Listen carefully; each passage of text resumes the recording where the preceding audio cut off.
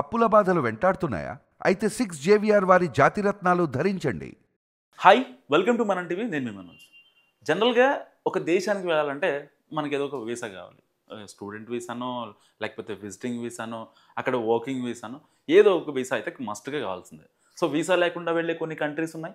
వాటికి వెళ్ళాలంటే మన ఇండియన్స్ ఒప్పుకోరు. సో బేసిక్గా 17,000 రూపాయలకే మనకు వీసా వస్తుందంటే అసలు ఎవరైనా ఆగుతారు చెప్పండి? నిజంగా ఎగిరి గంతేస్తారు. సో ఇప్పుడు న్యూజిలాండ్ 17,000 రూపాయలకి అంటే అక్కడ కరెన్సీ ప్రకారం న్యూజిలాండ్ డాలర్స్ ప్రకారం $385 ఇస్తే అక్కడ పర్మనెంట్ వీసా ఇచ్చేస్తారు. సో దీనికి కావాల్సిన అర్హతలు ఏంటంటే మినిమం డిగ్రీ ఉండాలి. సో డిగ్రీ పాస్ అయిన వాళ్ళు అక్కడికి వెళ్ళి ఫస్ట్ ఇక్కడ ఇండియన్ ఎంబసీ నుంచి రెసిడెంట్ వీసా అక్కడ అప్లై చేసుకొని వాళ్ళు యాక్సెప్ట్ చేసిన తర్వాత అంతా బ్యాక్గ్రౌండ్ వెరిఫికేషన్ అయిపోయిన తర్వాత మనం న్యూజిలాండ్ వెళ్ళిపోతాం కదా. సో న్యూజిలాండ్ వెళ్ళిన తర్వాత ఒక 2 ఏళ్ళు అక్కడ మీరు జాబ్ చేసుకుంటారా లేకపోతే వ్యవసాయం చేసుకుంటారా, సో ఇంకేమన్నా బిజినెస్ పెట్టుకుంటారా అనేది మీ ఇష్టం. సో ఒక 2 ఏళ్ళు ప్రాపర్గా గడిచిన తర్వాత అక్కడ మీ మీద ట్రాఫిక్ వయోలేషన్స్ అంటే లైక్ మీరు సిగ్నల్ క్రాస్ చేయడం కావచ్చు, లేకపోతే డ్రంక్ అండ్ డ్రైవ్ చేయడం కావచ్చు, ఈవ్ టీజింగ్ చేయడం కావచ్చు, అక్కడ అమ్మాయిలు తెల్లగా ఉన్నారని అమ్మాయిలు గెలగడం కావచ్చు. సో ఇలాంటివి చేస్తే అక్కడ మీకు పిఆర్ అప్లై చేసే ఛాన్స్ ఉండదు. సో ఇలాంటివి ఏమీ లేకపోతే మాత్రం మీకు లైఫ్ లాంగ్ పర్మనెంట్ వీసా వస్తుంది.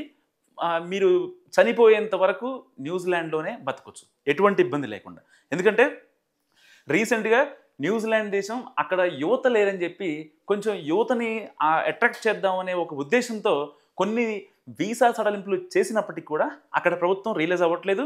అండ్ ప్రపంచ దేశాలు కేవలం ఇప్పటికీ కూడా అమెరికానో యూరోపియన్ కంట్రీసో లేకపోతే ఆస్ట్రేలియాను వెళ్ళాలనుకుంటున్నాయి, కానీ న్యూజిలాండ్ మాత్రం జస్ట్ విజిటింగ్ వీసాలు మాత్రమే ఎక్కువ పడుతున్నాయి. సో అక్కడ పర్మనెంట్ వీసా ఒకటి అనేది ఇస్తే అది కూడా తక్కువ డాలర్లకి పెడితే యువతని ఇంకా మిడిల్ ఏజ్ వాళ్ళని ఎక్కువగా అట్రాక్ట్ చేయొచ్చు అనే ఒక ఉద్దేశంతో న్యూజిలాండ్ ప్రభుత్వం కీలక నిర్ణయం తీసుకుంది.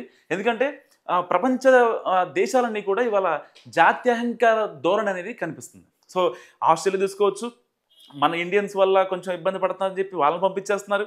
అండ్ లండన్లో కూడా ఇప్పుడు 150,000 మంది వచ్చి బయటకు వచ్చి నిరసన తెలిసిన పరిస్థితి ఏంటి?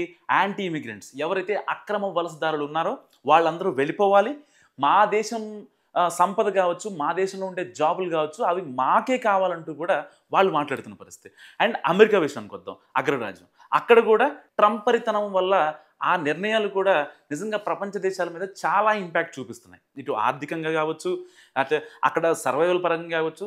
సో చాలా వాటిని అంటే అక్కడ ఫిల్టర్ చేస్తున్నాడు, ఇటు స్టూడెంట్స్ విషయంలో, H1B వీసాల్లో, అన్నిట్లో. కానీ ప్రపంచ దేశాలు మా దేశంలో మేమే ఉంటాము అనే స్టేజ్ నుంచి న్యూజిలాండ్ కొంచెం డిఫరెంట్గా ఆలోచించి ప్రపంచ దేశాలు మా దేశానికి రండి, ఇక్కడ పెట్టుబడులు పెట్టండి, ఇక్కడ వ్యవసాయం చేసుకోండి, మా దేశంలో మంచి మంచి వనరులు ఉన్నాయి, మంచి మంచి ప్లేసెస్ ఉన్నాయి, సో విజిట్ చేయండి అని చెప్పి ఇప్పుడు ఒక కీలకమైన నిర్ణయం తీసుకుని చెప్పాలి. సో న్యూజిలాండ్ వీసా కేవలం 17,000 రూపాయలకే వస్తుంది. సో మస్ట్గా ఈ వీడియోకి మీరేమనుకుంటున్నారో మాత్రం కామెంట్ చేయండి.